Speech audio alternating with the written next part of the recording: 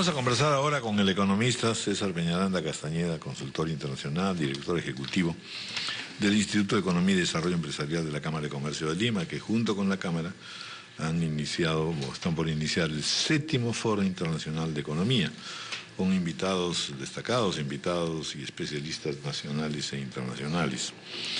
Es muy bien interesante este Quo Vadis Perú 2013, porque en realidad es continuación de una serie de esfuerzos para poder saber exactamente por dónde vamos, qué es lo que se está esperando, qué es lo que se puede concretar, sobre todo en función de los grandes cambios internacionales, ¿no es cierto?, de los problemas que están teniendo los G20 y, en fin, todos aquellos organismos internacionales para poder decirnos, bueno, hacia dónde vamos, qué es lo que está pasando, cómo se pueden arreglar las cosas. América Latina está, digamos, particularmente interesante en algunos aspectos, es relevada como un punto de despegue, y en el caso del Perú igual. Sin embargo, hay que estar alertas porque en efecto se están presentando algunas otras dificultades. Muchas gracias, don César Peñaranda, por estar con nosotros. A ver, vamos a ver cómo se organiza, cómo se plantea esto, sobre todo en función de 2013, hacia adelante. Un gusto, Raúl, estar con ustedes esta mañana muy agitada. Además, hemos seguido durante la mañana el programa de ustedes y sumamente con las noticias de Venezuela y lamentablemente el fallecimiento del líder aprista. Me gustaría empezar con lo siguiente. Hace 7 años consecutivos que la Cámara de Comercio de Lima y el Instituto de Economía y Desarrollo Empresarial de la Cámara tomó la decisión de hacer un foro internacional de economía. Creo que hemos logrado, si no sé, el más importante foro de economía, es quizás el más conocido o el que ha tenido mucha relevancia. Pero no solamente queríamos ponerle Foro Internacional de Economía, sino darle un nombre. Y pensamos el Quo Vadis Perú. El 2013 es porque se realiza este año, pero venimos haciendo los 7 años seguidos. Con la idea siempre de ver hacia dónde va el Perú. Quo Vadis Perú es ¿a dónde vas? En este caso, ¿a dónde va el Perú? Y todos los años mirar, bien decías tú, la coyuntura, el año en sí y qué puede uno decir respecto de este año, pero con visión de mediano y largo plazo. Generalmente uno se enreda, se complica en el corto plazo, sin duda que todos, en la vida personal, empresarial, y qué decir de un congresista o un político, los gobernantes, pero lamentablemente se pierde la visión de mediano y largo plazo. Y en el tema económico, por lo menos que es lo que yo manejo, eso es un gran error. Pero, señor Peñaranda, en estos 7 años quizá ya es un plazo suficiente para ver en perspectiva qué debió cambiar y no cambió. Estamos en una situación económica de crecimiento, no sé si boyante, pero de mucha prosperidad, y sin embargo seguimos siendo un país primario exportador que depende de los precios que obtengan nuestros productos en el mercado, nuestros commodities, metales, o frutas o agroexportación en los mercados internacionales. A ver, diría que hay, para resumir una pregunta compleja y que puede tomar mucho tiempo, 2 aspectos centrales. Uno es el prerequisito que debe tener cualquier economía en el mundo, más aún si quiere ser exitosa, que es respetar los fundamentos macroeconómicos. Si hay una política económica sensata, seria, profesional, que en esencia es una política monetaria y cambiaria adecuada, la autoridad monetaria lo tiene que hacer, y una política fiscal y tributaria en la misma dirección, y las dos bien sintonizadas.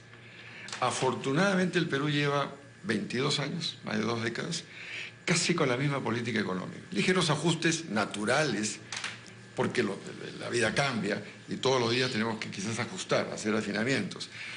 Pero lo bueno del país, y que explica en gran medida el crecimiento estable que estamos teniendo, es este prerequisito de los fundamentos macroeconómicos. De paso, es lo que precisamente no hicieron en Europa y en parte Estados Unidos, y el drama de Europa es que no respetaron los fundamentos macro. Grandes déficits fiscales, alta deuda pública, y les complicó la vida. ¿Qué es lo que está faltando? Algo que lamentablemente se posterga, se toma de una manera parcial, no integral, que es una política integral en pro del incremento de la productividad. La palabra más sencilla es competitividad. ¿Por qué uno incide mucho en el incremento de la productividad? En historia económica, y la historia económica del mundo y de los países ha demostrado que el elemento que explica el crecimiento económico de los países y lo que hace la diferencia entre países desarrollados y países en desarrollo o emergentes es si uno incrementa o no la productividad. Si uno progresivamente va aumentando la capacidad de crecimiento del país. Pero no solamente no hay reformas vinculadas a la competitividad, sino que incluso hay medidas anticompetitivas, como puede ser la compra de Petroperú, de los grifos de Repsol y de Refinería de la Pampilla, como también el haber transferido la APN a la Dirección de Capitanía de Puertos de la Marina. Uno de los elementos que integran lo que llamaría una agenda en pro de la competitividad, que dicho sea de paso, si se lograra, debieran calificarla como política de Estado. Porque la búsqueda permanente del incremento de la productividad no es de un solo gobierno. Y la palabra que utilizo, permanente, debiera ser una política de Estado. Cualquier gobierno que tome la rienda del país debiera aplicarla. Nuevamente con ajustes, afinamientos. Parte Cayetana de esa política o de esa estrategia integral en pro del incremento de la productividad es la reforma del Estado. Precisamente, y tener muy claro cuál es el rol del Estado. Tú me haces una pregunta respecto a las empresas públicas y la Constitución del año 93 es clarísima. Hay un artículo que dice que la actividad empresarial debe ser solamente en caso de subsidiariedad, cuando el sector privado no está presente. Pero inclusive la ausencia del sector privado no implica que el Estado ingrese como empresario. El Estado bien puede provocar, estimular la presencia del sector privado. Porque la función fundamental es dedicarse a dar servicios públicos, buena educación, salud, seguridad, que es lo que estamos discutiendo intensamente ahora, el tema de la reforma del Estado. Entonces, es correcto, pero no solamente la reforma del Estado. Por lo general menciono 7 temas que deben integrar una reforma, una estrategia en pro de la productividad, que precisamente, Raúl, cuando mencionabas el foro de la Cámara que empieza mañana, es una jornada de todo un día, mañana martes, lo que vamos a debatir es la agenda mundial.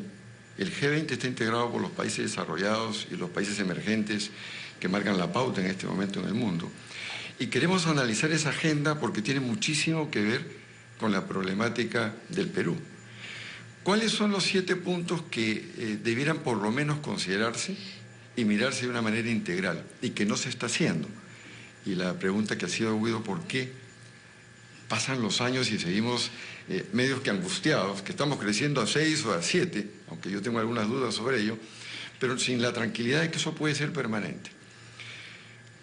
Un primer elemento es consolidar la institucionalidad en el país. Estabilidad jurídica, seguridad, que no haya corrupción, fundamental. Hoy, por ejemplo, estamos escuchando y leyendo que ya se habla nuevamente de cambiar la Constitución. La ley de leyes, la Carta Magna, se quiere cambiar. Cualquier inversionista de fuera que escucha eso, lo primero que le genera es inseguridad y puede detener su interés en invertir porque decir, bueno, espero mejor conocer los cambios, peor aún si van a pasar a una Constitución de muchos años atrás, la del 79, para ver qué hago. Si voy a invertir en el Perú, me voy a otro país. En América Latina se habla de 2 grupos. Brasil, que es el país continente, en el mundo diría, no en América Latina. Las oportunidades que he tenido de viajar últimamente te hablan de Brasil, país continente, y 3 otros países, Perú, Colombia y Chile. Los demás prácticamente de América del Sur por lo menos no están en el radar de los inversionistas de fuera. Si empezamos a hablar de un aspecto institucional tan fundamental como es cambiar la Constitución, la ley de leyes, ¿qué seguridad jurídica podemos dar? Segundo elemento es la apertura al mundo. El Perú afortunadamente lo ha hecho, ha bajado considerablemente las barreras arancelarias, se ha integrado al mundo a través de tratados de libre comercio, lo que hay que continuarlo. Porque eso además trae inversiones. Podemos ser la plataforma de inversión de otros países. Tercer elemento fundamental, y es donde hay un gran retraso, las reformas estructurales, reforma del Estado, reforma laboral, por mencionar 2 de las más importantes. Cuarto elemento de esta estrategia que va en pro del incremento de la productividad, el capital humano. Es poco menos que imposible pretender mirar con visión de mediano y largo plazo el desarrollo sostenible de un país si el capital humano no está acorde. Y cuando hablo de capital humano estoy pensando en salud, educación y nutrición, porque los 5 primeros años del niño, todos lo sabemos, es clave para que después ese capital humano realmente pueda avanzar. De la mano de esto que viene, innovación. El promedio de lo que invierte América Latina en innovación es 0.68 del PBI. El Perú invierte 0.13. No digamos que el Perú lidere ciencia o tecnología, sería una pretensión. Los países desarrollados lo lideran, invierten 3-4 puntos del PBI en este rubro, pero por lo menos innovar, hacer un esfuerzo, sector público y privado, por cierto, yo vengo del sector privado y no le eximo de responsabilidad de que tenga que invertir en innovación. Elemento adicional, la infraestructura. Hemos conocido hace poco que estamos con un déficit de 88.000 millones de dólares en infraestructura. El que lo quiere ver pesimistamente dice, bueno, y esto imposible de cubrir, pero es una enorme posibilidad. Si uno lo mira desde el punto de vista positivo, hay 88.000 millones de dólares pendientes, no lo puede hacer el sector público solo, tiene que ingresar el sector privado. Y ahí vamos a otro tema vinculado a la reforma del Estado. Las asociaciones públicas privadas no marchan, no caminan, procesos engorrosos, barreras burocráticas. Finalmente, 2 temas que es el financiamiento, tiene que estar presente el tema de financiamiento, y el otro tema que afortunadamente se está dando en el Perú es la descentralización, pero no el tema político de la descentralización, sino el tema productivo. A mí me gusta hablar de descentralización productiva que afortunadamente se está dando en la costa, pero si uno va a la sierra y a la selva, que es donde están los bolsones de pobreza, realmente encuentra que no es mucho lo que se está adelantando. Sí. Estos temas, en resumen, que podrían integrar una agenda de productividad y que los que vamos a debatir mañana, es lo que en gran medida explica que el Perú todavía no salga de lo que se ha llamado la trampa de los ingresos medios. Sí, pero claro, lo que usted menciona es absolutamente válido, pero estamos prácticamente frente a un plan de gobierno, ¿no? Y allí viene, yo he estado leyendo ahora una entrevista a la candidata y posible presidenta renovada de Chile, Michelle Bachelet, que es la primera entrevista que da ya lanzada de candidata en las primarias. Lo que ella señala es en realidad clave. Dice, ni los políticos ni los empresarios pueden partir, es decir, pueden delinear un plan de gobierno sin tener en cuenta que las cosas han cambiado en el mundo y en el país, y que en segundo lugar, todo aquello que se quiera hacer tiene que acercarse al ciudadano común y corriente, que está 1000 veces interesado en cualquier otra cosa que entender a los políticos, a los economistas, a los planificadores. O sea, hay una especie de cansancio, en verdad, de todos estos planteamientos tan generales y que, claro, nadie puede discutir, pero que en el fondo uno se pregunta, pero esto lo hemos oído desde la época de Belaúnde. O sea, sistemáticamente hemos estado escuchando esto, ¿no es cierto? Sin embargo, no cuaja. ¿Qué dificultad es esa? Es muy válido, Raúl, lo que tú mencionas, y en parte es porque el gobierno que ingresa piensa que tiene que cambiar todo, que todo está partiendo de echarle la culpa al que se va. Y por eso mencionaba, y va directo, y posiblemente lo que ha dicho la candidata en Chile, un país que ha aplicado durante más de 30 años, casi 40 años, la misma política económica. La política macroeconómica se ha quedado un poco rezagado en lo que es productividad. El actual presidente Piñera, cuando tomó el mando del país de Chile, yo grabé algo muy puntual que mencionó.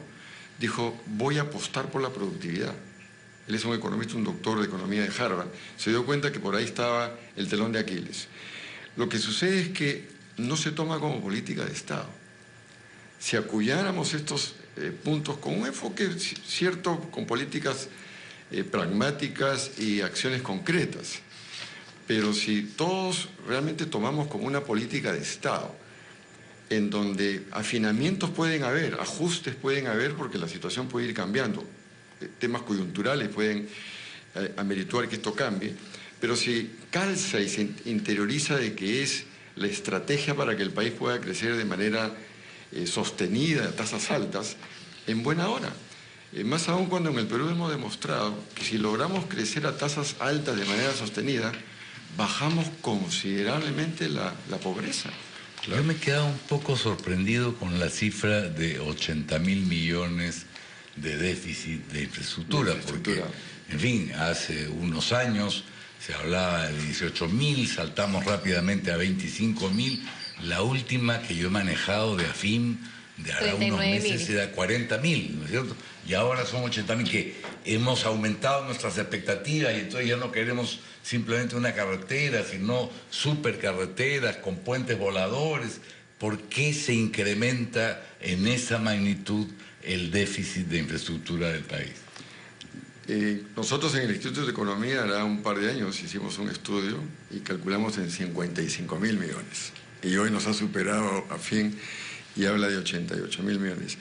Aparte de un incremento en costos natural y quizás el avance en la tecnología que obliga a algunas inversiones adicionales, lo que sucede es que no solamente no se ha invertido adecuadamente en infraestructura, sino que no se ha hecho el mantenimiento adecuado. Entonces, par y paso con una ausencia de infraestructura, se tiene que no se hace el mantenimiento adecuado. Y hay estudios que demuestran... La infraestructura existente ha perdido su Exactamente. valor. Y hay estudios que demuestran que rehacer una carretera es mucho más costoso que hacerla, ¿no? Hay que destruir lo que está, hay que separar lo que está y volver a hacer de cero prácticamente la carretera. Eso lamentablemente es una realidad. Estamos hablando de un déficit, de paso habría que precisarlo, de los próximos 10 años. Y todos los rubros, carreteras, puertos, aeropuertos, telecomunicaciones, sanidad, educación, en fin. Irrigación. Irrigación. Tanto, digamos, infraestructura física propiamente dicho como la social, que es un rubro fundamental si queremos incrementar productividad. Bueno, interesantísimo todo, lamentablemente, como usted sabe, el tiempo siempre es el enemigo en la radio. Mañana se inicia entonces, es todo el día de trabajo, ¿no es cierto? Es todo el día, vienen 4 expertos internacionales de altísimo nivel. El ministro de Economía no solamente va a clausurar, sino va a dar una conferencia al cierre del programa. Así es. Estamos hablando del profesor Hausman de la Universidad de Harvard, Alejandro Werner, un ex ministro de México que viene como representante del Fondo Monetario Internacional, él es el jefe del hemisferio occidental. Viene un destacadísimo economista peruano, Máximo Torero, experto en seguridad alimentaria, que es un tema clave para el país. Y finalmente se incorpora también, y afortunadamente, el coautor del libro que acaba de publicar el Banco Mundial sobre empleo. Samuel Freyje Rodríguez, que es el costo social más alto que está enfrentando el mundo, particularmente Europa, por la crisis. 7º Foro Internacional de Economía. Muchísimas gracias. Ojalá que nos puedan acompañar. Muchas gracias. Bien, ahí estaremos. Gracias. Vamos, no